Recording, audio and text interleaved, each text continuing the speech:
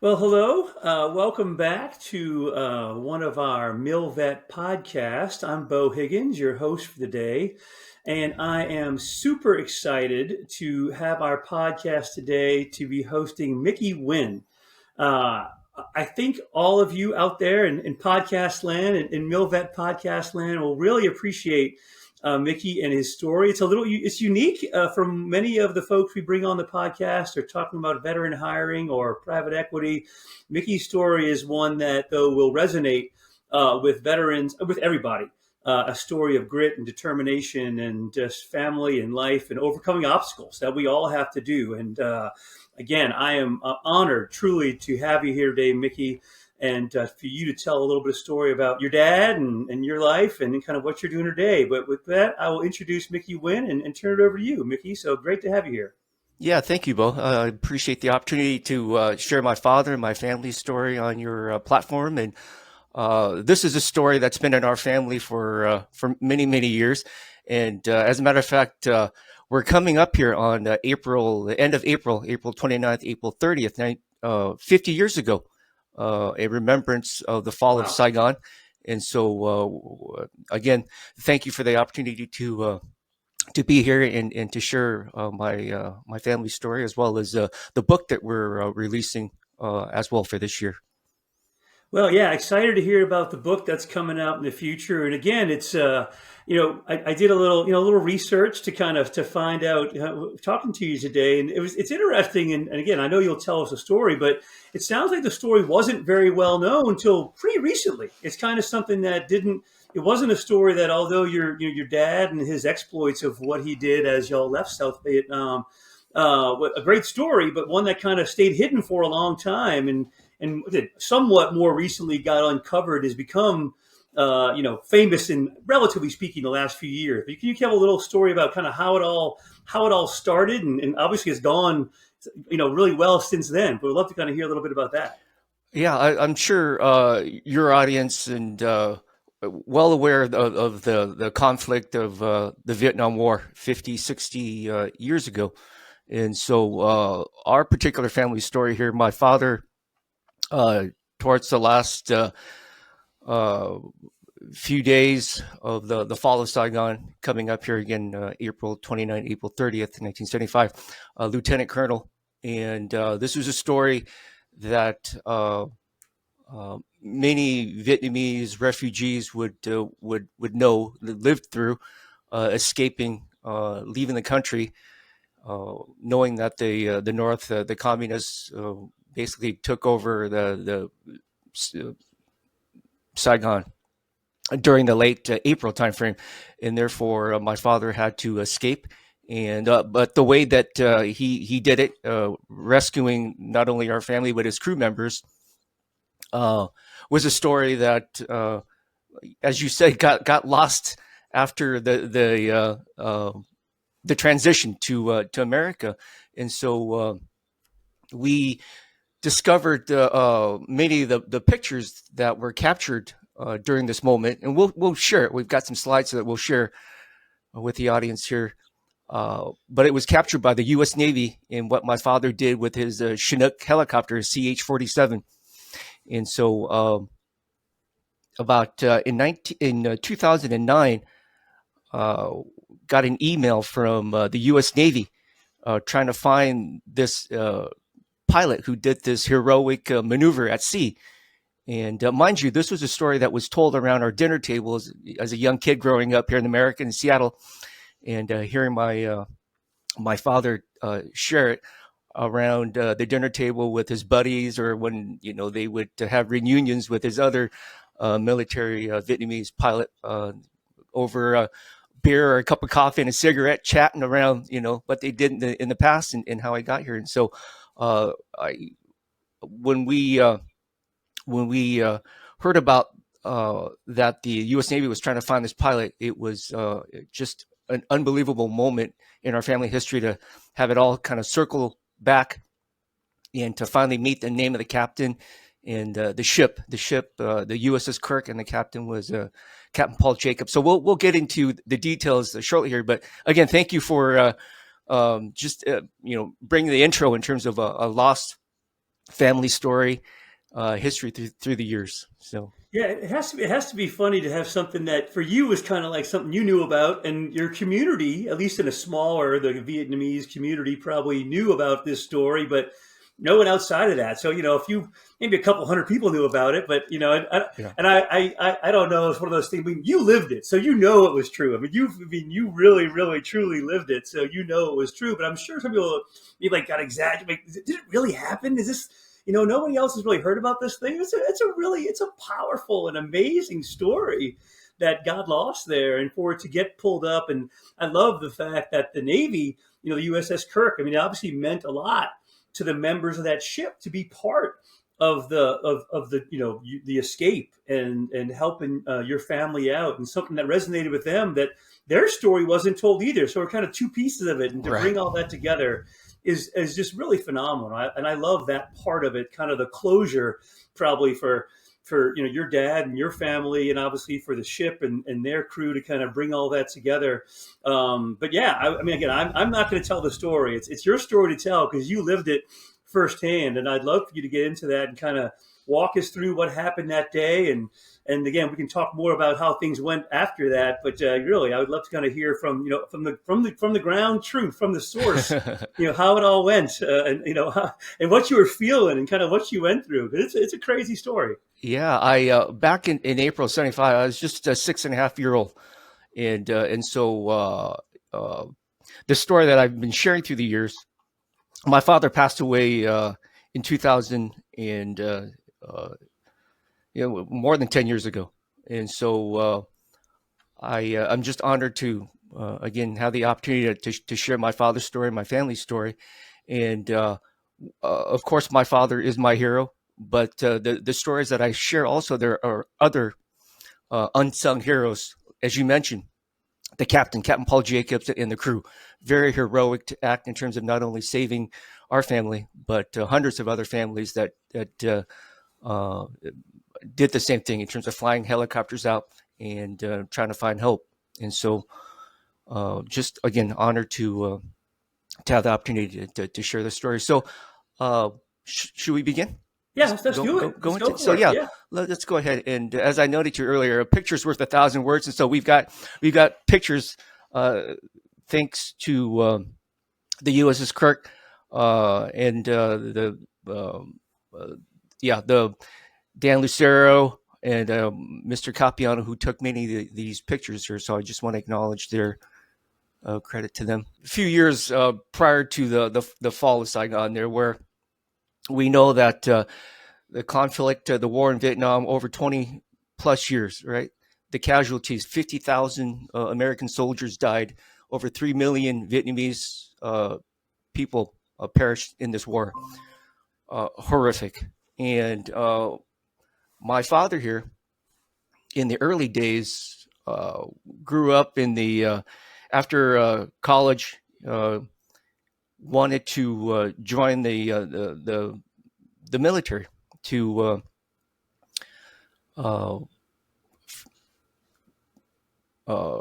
patriot, loved his country, didn't want to see it go in a wrong direction, communism, and so he joined the Air Force, went through testing and was qualified, and got an opportunity to participate in the Air Force, and he chose flying helicopters in the early '60s, mid '60s, and then again in '69, got an opportunity to come to the U.S. and trained at Fort Rucker and a few other places, and started out flying little helicopters, and then eventually onto the larger CH-47 later on in his career. But again, this is a man of just loved freedom, loved his country, and didn't want to see it fall into the wrong hands. And so, education, service to his community, his family was of utmost importance to him. And so, let's go here in the next slide.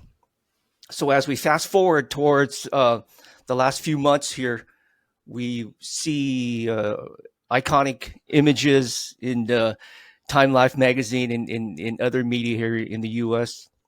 We see the tank, the communist tank, rolling into Saigon. And at this point, my dad, I had heard on the radio that all over around the city there, it was being uh, taken over, and there was really the hope, the desperation at this moment in time.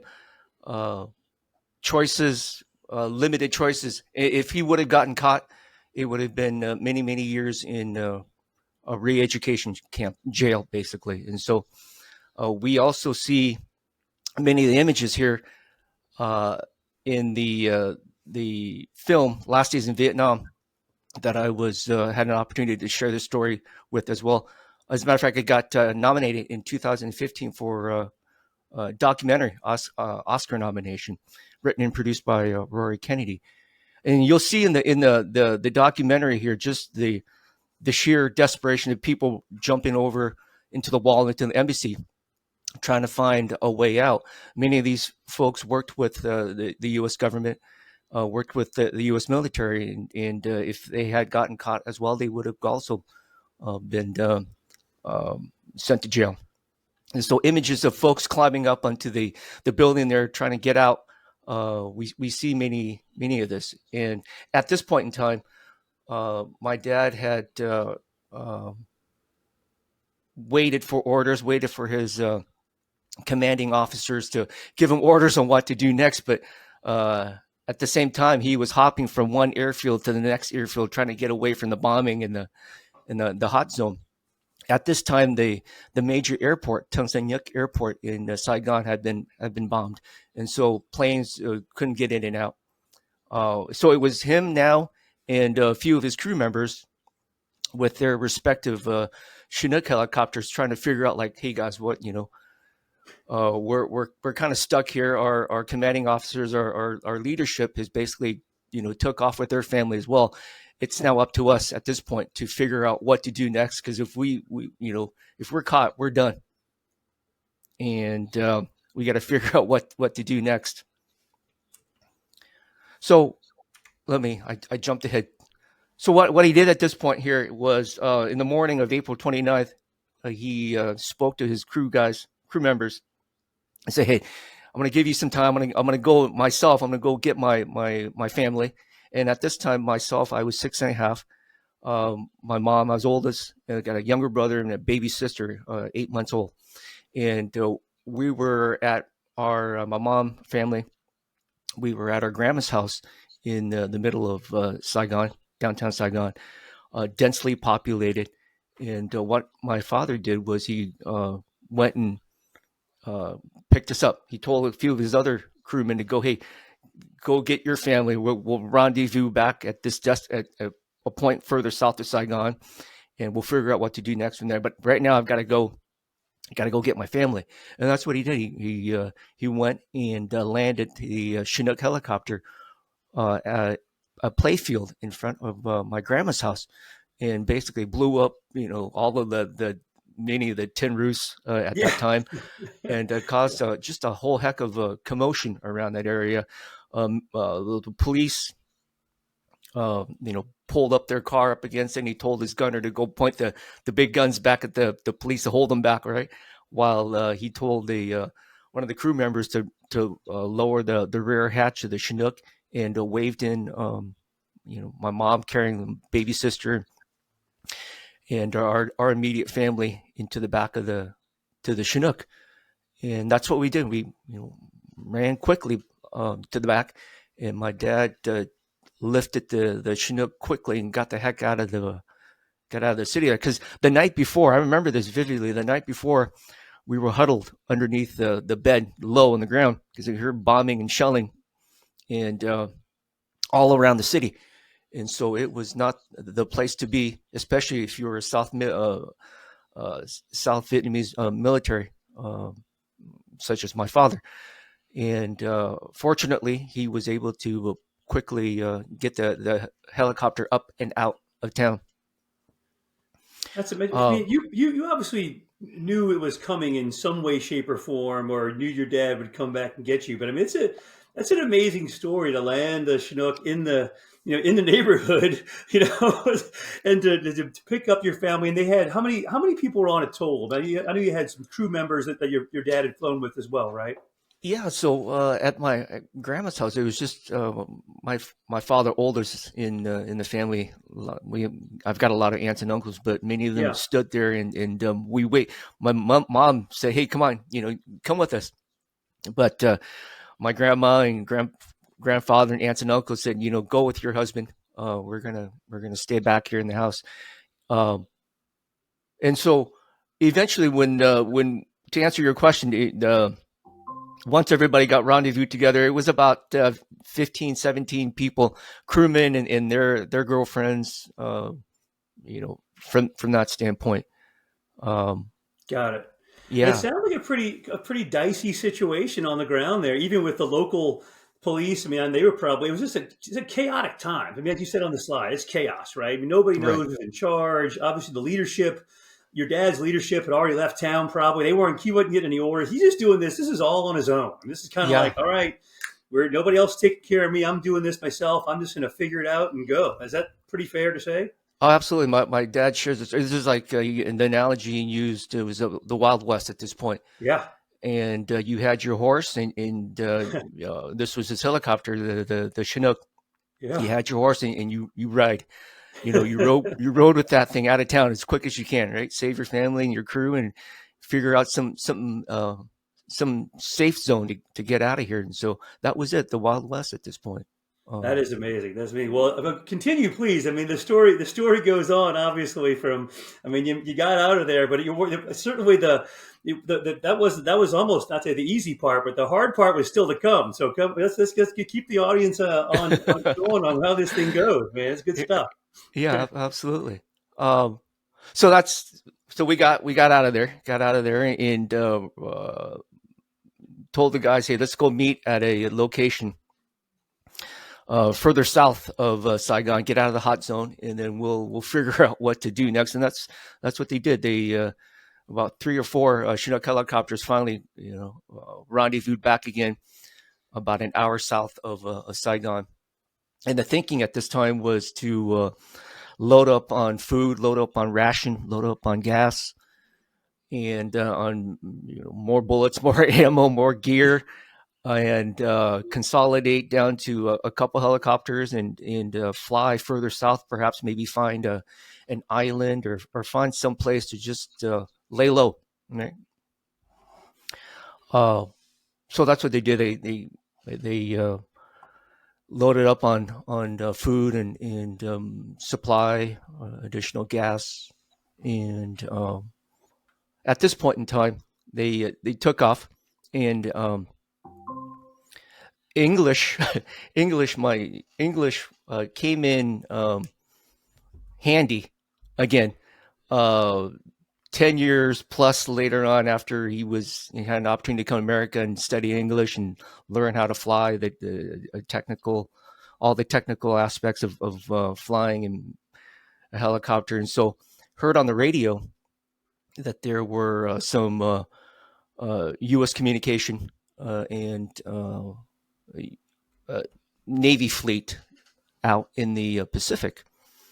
And the idea here was to, instead of going south towards and trying to find an island, the idea here was to head east out towards the Pacific and see if there could be a carrier or something large enough where he could land, the Chinook on, and hopefully everybody walks out safely and all of that. But uh, that was the hope. Uh, but the reality was something completely different, where he did head out towards the Pacific and trying to find a ship, trying to find something out there, and off into a distance he saw smokestacks and headed quickly in that direction.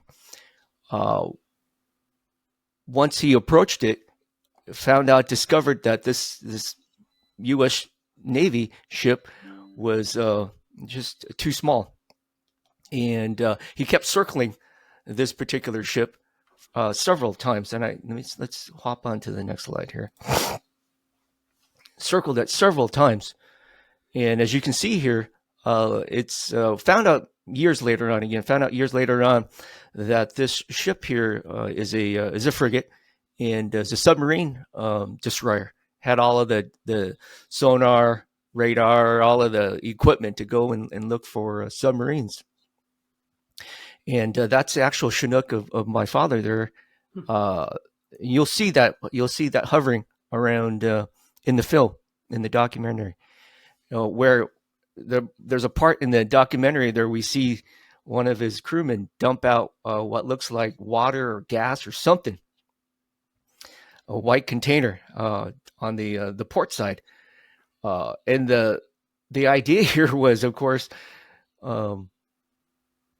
to in the event that the helicopter ran out of gas or something catastrophic, that it would be used, that white container would be used as a flotation device. Because mind you, these Chinook helicopters, they didn't have any life preservers on it. It wasn't meant to go out in the ocean, maybe to hover across a lake or a river real fast, but not really for any sort of water landing of any sort. And so crew members had to really quickly think and improvise, right? In terms of plan A, plan B, plan C, those types of options. And so he kept hovering this ship several times, and we see, I keep jumping too quickly ahead, but we see another picture later on of the crewmen below, hey, using their hands, hey, don't get close to us here. We've got antennas, we've got masts, we've got equipment here that there's simply no way that you're going to be able to land on this ship. And he just kept kind of shooing away, but he kept persistent, never gave up, right? Themes of just resilience and never give up and trying to figure out some way. And so was able to get on the radio and talk with the captain crew below to indicate to the captain. The captain knew that my father needed help, but at the same time, the captain was also very cautious, because it could have been the bad guy coming out towards the ship. And so just intense anxiety, worry, fear amongst not only my father and the folks inside, but also the crew member below. And so there was just a tense moment. Finally got on the radio, was able to talk to the captain. And at the same time, we also see iconic images of this with smaller Huey helicopters flying into ships, landing, and then the refugees would climb out of there, and the rest of the crew, as you can see in the picture, they're pushing, over the side, many of the helicopter. And that was what had happened throughout the 29th and the 30th. Just one small helicopter landing on this particular USS Kirk ship, and then pushing it over in the next one, doing the same thing. Families would come out. So the captain and crew of the ship really just improvising and trying to figure out how to solve a problem here of people asking for help, looking for help. We've got a small ship. What do we do, right? And here's a picture of what I mentioned there. My father coming in and crewman below, hey, back away. You're simply just too large for the ship. And as you can see, in the middle port there, the port side, in the middle port, there's a baby, my baby Amina, about 8 months old, and my mom holding. Obviously, why would you hold up a baby, right, in the middle of this moment, only to indicate to the folks below, hey, we've got women and kids on board, right? Don't shoot us. Yeah. We need help. It's all good. Yeah. We're friendly. We're all good there. So it's a very, one of those, that moment in time there. So on the radio with the captain, trying to figure things out. And I want to acknowledge, again, I keep repeating Captain Paul Jacobs and the crew. This gentleman here, this captain here, outstanding leader.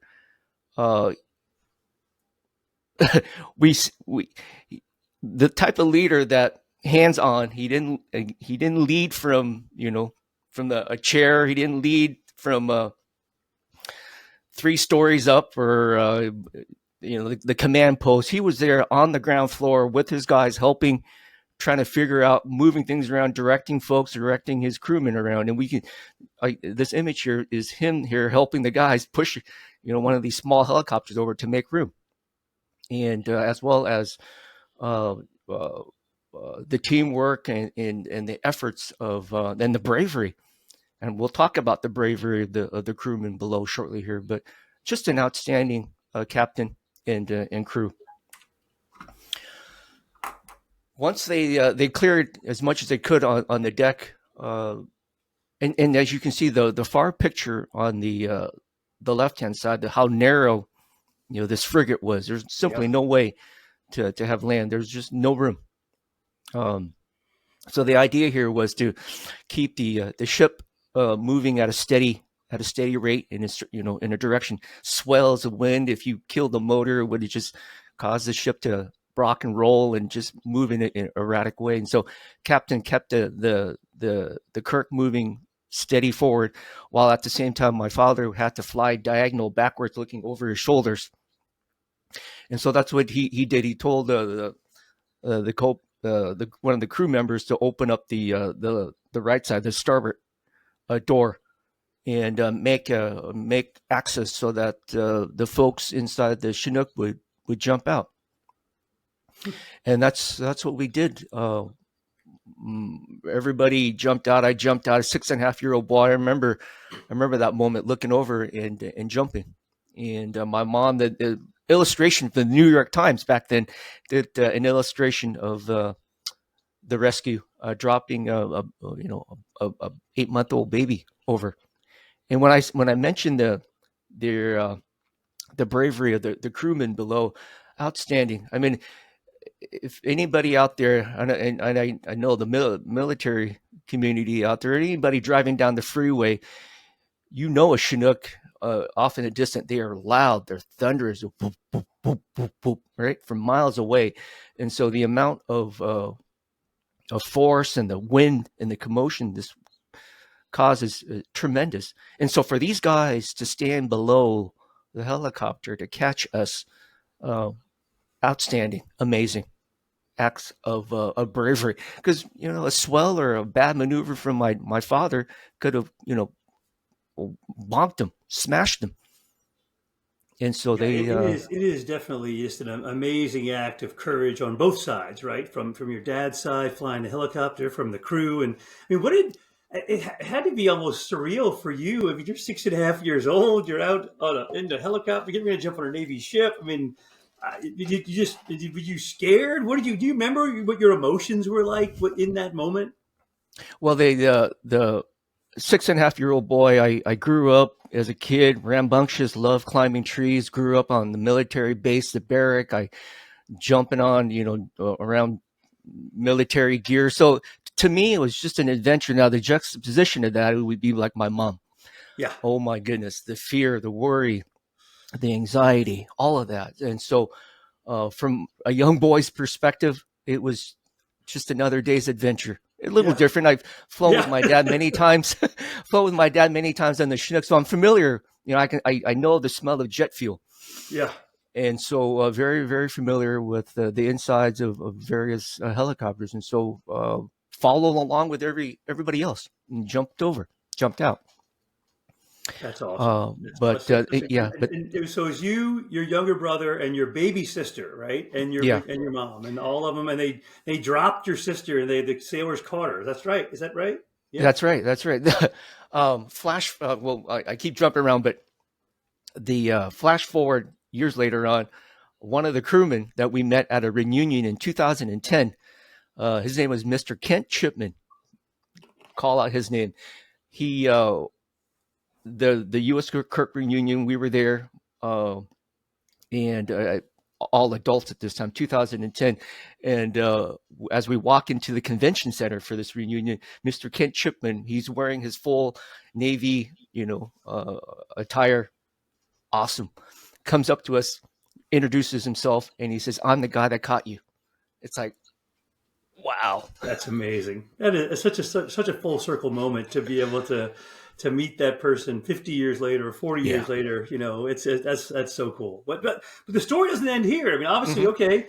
So y'all are all off the helicopter. You've made it safely aboard the Kirk. Your dad's still up there, though. He's still Right. so you got to tell what happens next. I mean, the story gets better, or I don't know. It's not over yet, right? Yeah, Uh, I yeah, absolutely. There's more. My dad's still stuck in this on his horse. yeah, right. Um, we all jump out. He tells his co-pilot to make one last inspection on the back to make sure that everyone's clear. And the co-pilot, gave my dad a thumbs up, all clear. And so he tells my dad tells the co-pilot to jump as well.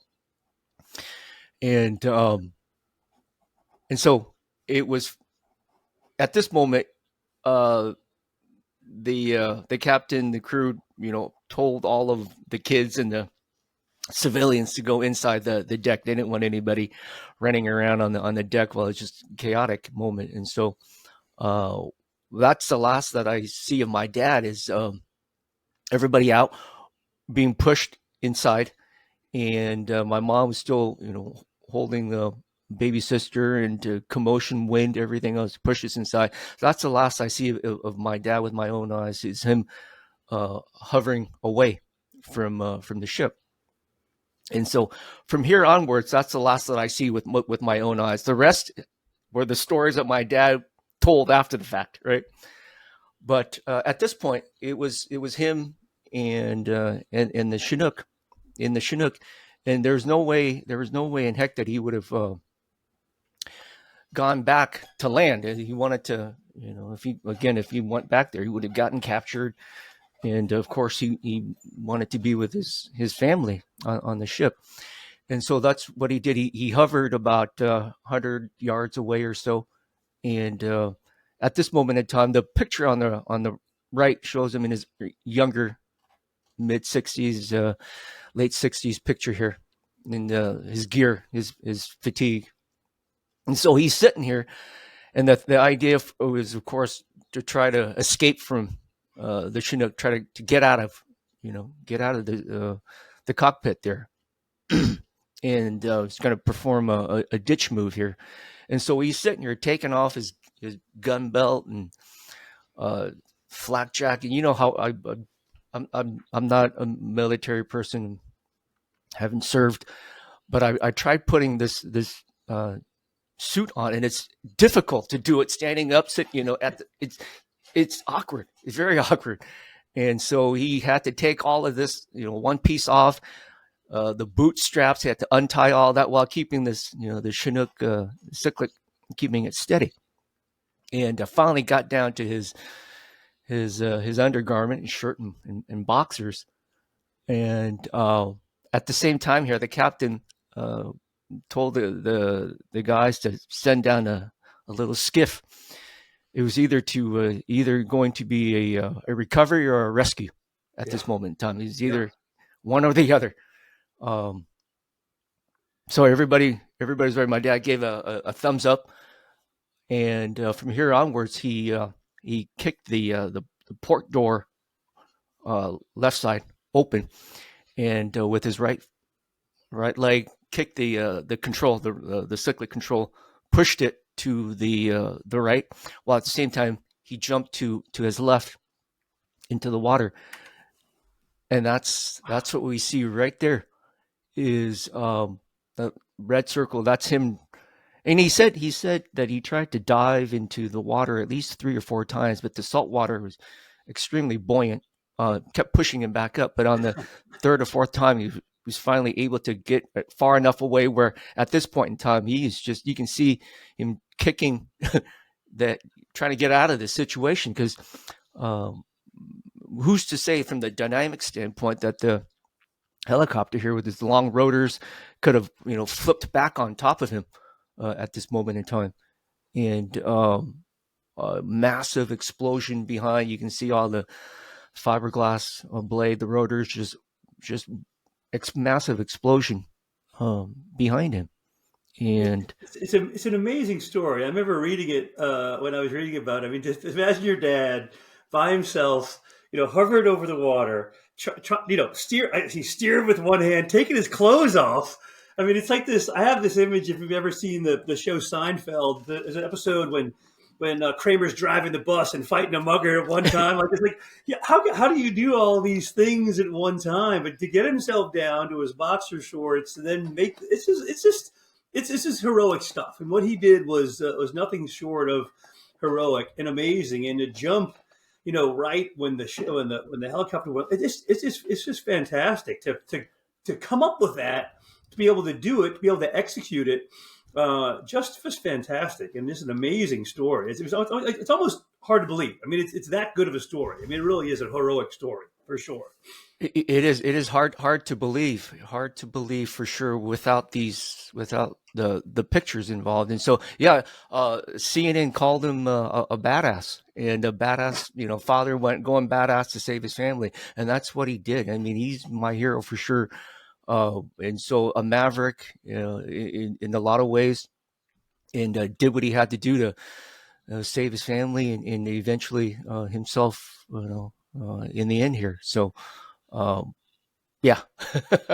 So he gets, so the rescue boat picks him up, brings him back, and it's obviously, the good news is you all survived and you made it. The bad news is you don't have much, right? I mean, you get over the United States, and you're saying your dad, what was he left with? A pair of boxer shorts at this point in time, right? He had nothing but that to his name, and obviously, I'm sure fortunate, but I mean, this that's the heroic part of the story in some ways, but almost it's certainly not the end of the impact that your dad and your family had here in the United States. And I'd love to hear kind of a little more about what life was like when you got here, and kind of how'd you get to where you are today in some ways, Right. This particular moment here, and one of the things that he shared in the past was there are a couple moments where if he had to do this over again, a couple of things he would have done differently. Number one, he would have told his co-pilot to have kept the at least kept the Chinook, steady for him, give him a time to take down his, get off his clothes. That's one. And then the other thing he would have done differently was at least try to keep a few ID, right? A few military ID. So it would have helped during the immigration paperwork process to verify who he was. Those are the two things that he said he would have done differently if he had to do this again the next time. Yeah.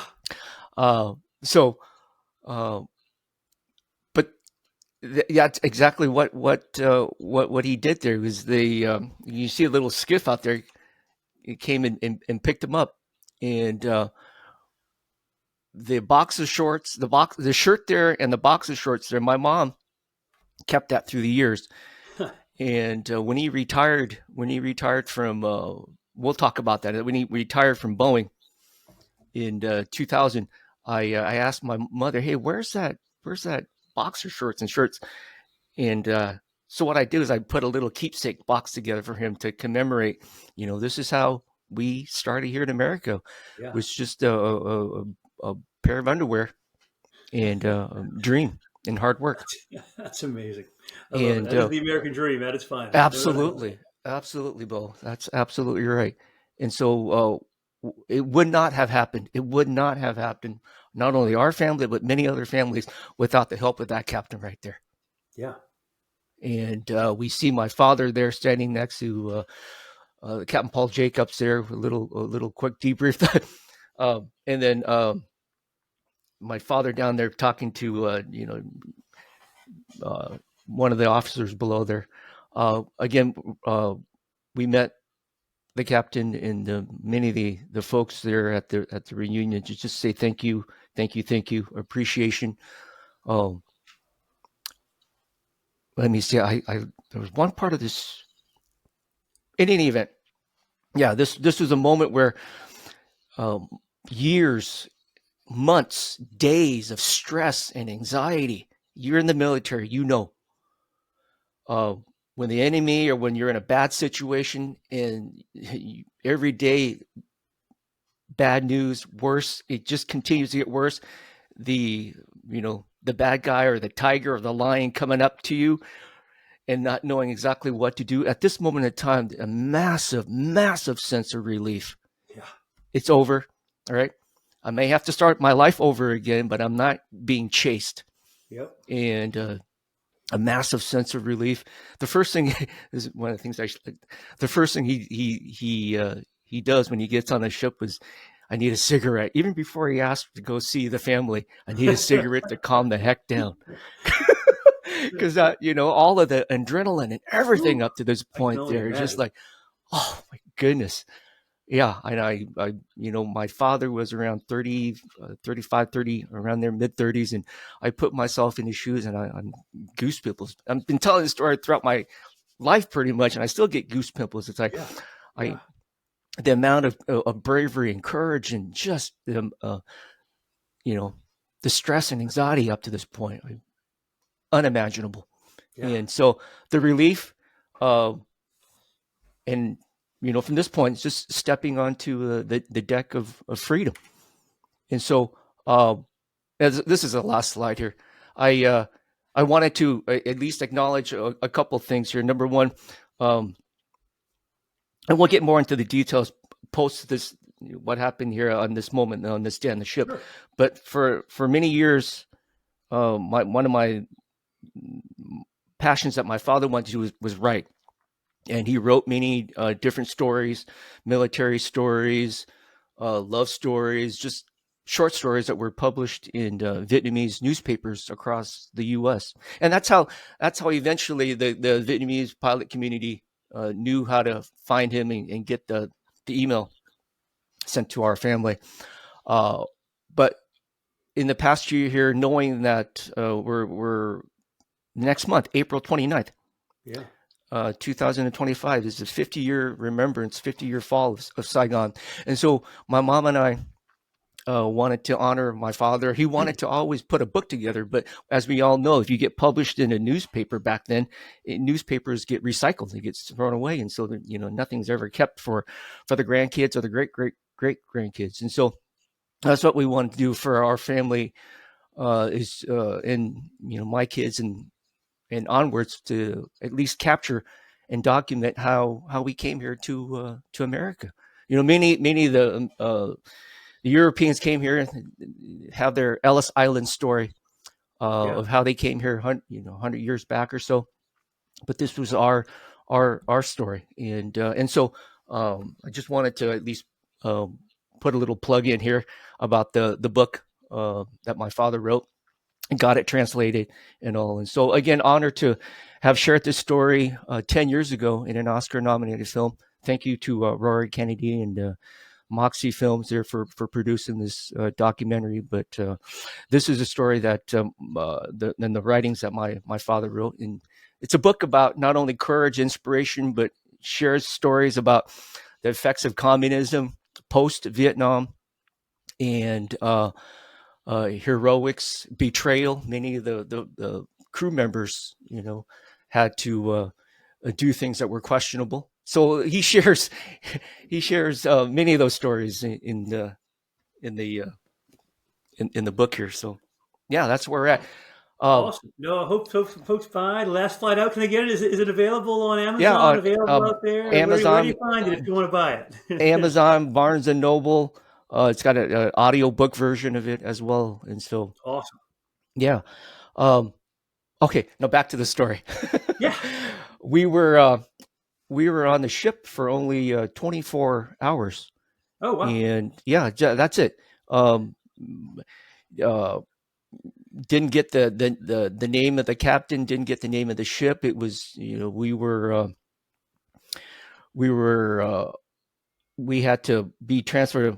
Our family and the other refugee families had to get onto another ship and eventually moved on to Guam, Wake, and then finally, as you know, Camp Pendleton, right? Yep. North of San Diego. We were at Camp Pendleton for a few months through the immigration process, getting paperwork, and the USS Kirk and the captain had to stay back in that area to surveil and sure. Continue on with the mission there. That particular evacuation, frequent Winn. Again, not only saved our family, but many others. And uh, so on to Camp Pendleton. Finally there for a few months. Paperwork, all of that squared away. We were sponsored by a Christ Lutheran church here in the outskirts of Seattle, Nice. and came to Seattle towards the late summer, early fall of 1975. And not only did the captain and crew help their family, but I want to acknowledge the many other heroes, such as the church family members that helped our family resettle and got us started. Because without the help of people along the way, life would have been different, if not difficult, if not, even worse, right? If the captain had followed his protocol and not allowed anybody on, to land on there, then many of us would not be here to share the American dream, the American story. Yeah. No, it truly takes a village, obviously, and you went through a lot of hands to get there, Mm-hmm. from just getting out of the country to the ship, to getting to America and through the multiple stops and obviously all the way to Seattle and to start over. And again, really to truly start from scratch. I mean, obviously, I'm sure you felt blessed and it was a new opportunity, but it's not easy, right? I mean, you left everything behind to start from scratch. But I assume there was a pretty big community there. You weren't. I don't know other family members, but was there a pretty large community that were kind of settled in the same area or not? Or you kind of just by yourself out there and on your own? No, in the mid '70s, there, the first wave of refugees there. No, very little Vietnamese community.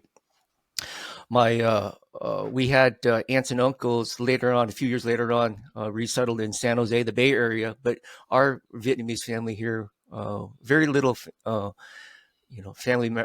Vietnamese families during that time. Later on, through the different waves of people leaving, trying to get out of there in the '80s, mid '80s, even up to the early '90s, they're leaving in a horrific way. The boat people stories. Yeah. Trying to escape communism and the oppressive, new regime. Um, uh, yeah, started to larger community, a diaspora community in the Seattle area here. But uh, yeah, I think in the early days it was Pretty um, lonely. Pretty, very yeah. I'm lonely, sure, very lonely challenging. and hard again, and like starting from scratch and doing it all over again. But obviously, your dad did it again. Again, that grit shows through again and again, right? His Correct. determination to get out and to start over and to wait. Okay, I've lost it all, but it was worth it. And now I'm starting from square one. But we can do this. We have the opportunity, and to take that as not a a curse, but as a blessing. I would assume he saw his opportunity here as a blessing. It's like, yeah, was it hard? Yeah, but Mhm. that was the best thing that ever happened to us. And here we are now with a chance. That's what everybody wants. It's an opportunity. And I think what your dad did was, find that opportunity for his family and obviously took full advantage of it. And you're a great example of that opportunity today, obviously. So yeah, it's great stuff. Yeah, the our family story, uh, not only heroic but uh, suspenseful, ended up in a very positive way, and it's our own personal family story. But there are so many other refugee stories and of folks that have struggled uh,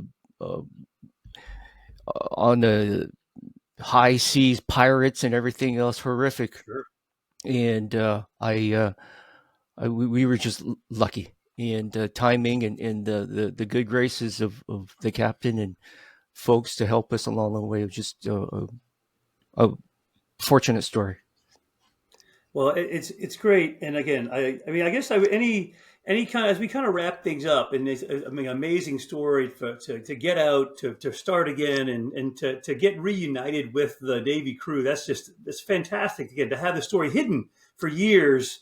Again, a family story, but not a national story, and then now become a national story. That be something that's inspiring for so many people, right? I mean, again, we see this over and over again. Whether it was refugees from from Vietnam, or we've seen it recently from Iraq, from Afghanistan. That same story applies over and over. I mean, I personally served in Iraq and Afghanistan, and I saw people I work with there have a similar fate, Afghanistan in particular, and they left it all behind. But, to a person, the ones that I talked to that made the United States are like, hey, that sucked, but we have a chance, we have an opportunity, and this opportunity here in the United States to start again, and just to recreate opportunities. This is the land of opportunity. I truly believe that, and again, I think you're a great example of that personally, and your dad saw it. He had long-term vision to kind of figure it out. Like, hey, got out when he had to, and made it, and really, set you up for success and your family up for success moving forward, and love to see that. But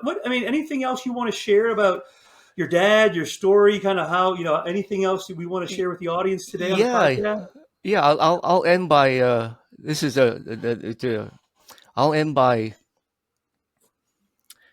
So that's right. The Navy, Mr. Jan Herman, I want to shout out his name as well. He did a great job in terms of documenting. His job back then in 2008, 2009 was to understand naval warfare, and in particular the Vietnam activities back then, to learn what works, what doesn't, and from a Navy warfare standpoint, and in particular focus on this particular ship, where it started out as being a submarine destroyer, hunt, search, destroy, right?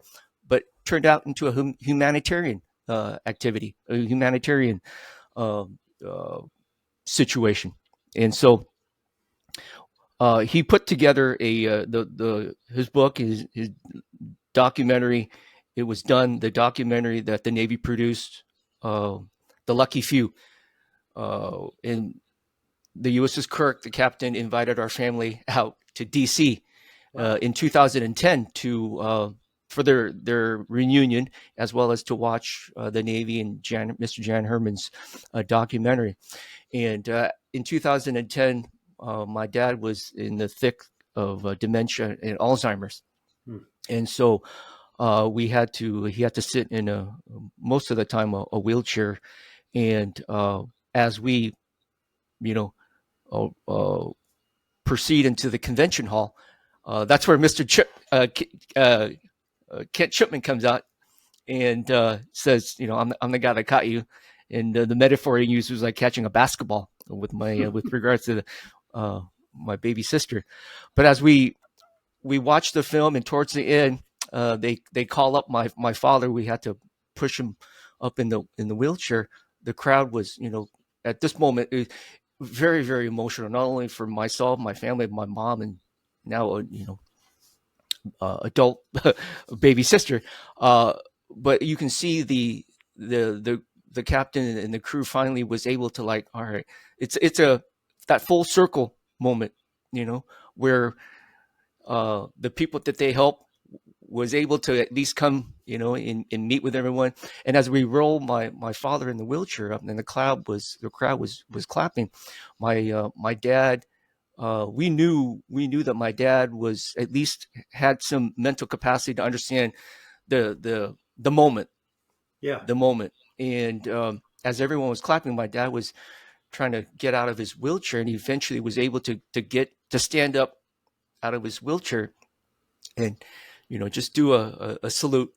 And we've got a video of that on our website, of him just saluting, saying thank you, to the captain and the crew and the folks in the audience that day for helping us out. And so I knew personally that my dad, like, okay, he got it. He understood. He knew the moment, and he appreciated that. And even in this, that's just something that obviously hit him, and that's a powerful moment. I'm sure just from as his son, it had to mean a lot too. And that's just wonderful to kind of, and again, just kind of brings the whole story full circle, back to the crew that saved him, to make those connections. And that's really awesome. That's really awesome. I love it. Yeah.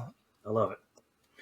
Well, hey, thank you so much for sharing some time with us today. Appreciate, all you're doing to share your father's story, your legacy too, right? I mean, it lives on. And the Kirk story as well, right? It's 100% your story, and your mom's, and so many like you. I mean, again, there's a million other stories that aren't being told of other Vietnamese refugees that probably had similar, maybe not as crazy. That one's pretty crazy, but I mean, there's a lot of crazy stories out there, So what you're doing is bigger than yourself as well. You're telling a story of a time period that a lot of people don't know about, or maybe you're forgotten about, or it's been 50 years. It's a lot. A lot of people, my kids, I have 5 kids, they weren't born. They don't know these stories. So it's important to me to be able to, for them to understand how lucky my kids are, and you can see it through the eyes of folks that came here with nothing and then were able to be successful. And I think it's a lesson for all of us. We can take away from your dad that's inspirational, whether you're a veteran, no matter what you've done, to overcome those obstacles and to appreciate the opportunities we have every day. So, thank you, Miki, for being with us today and sharing your story. And I wish you the best of luck and spreading the word about this. And I hope the book sells a lot of copies and best to you and your family moving forward. Yeah, thank you, Beau, for again the opportunity to be here and share with you and your audience this story. So, it's hopefully it's inspirational. It's suspenseful and just fun. Fun. That's all we can ask for. All right, the MilVet Podcast crew, appreciate it. We're signing off here. Thanks again. Out here.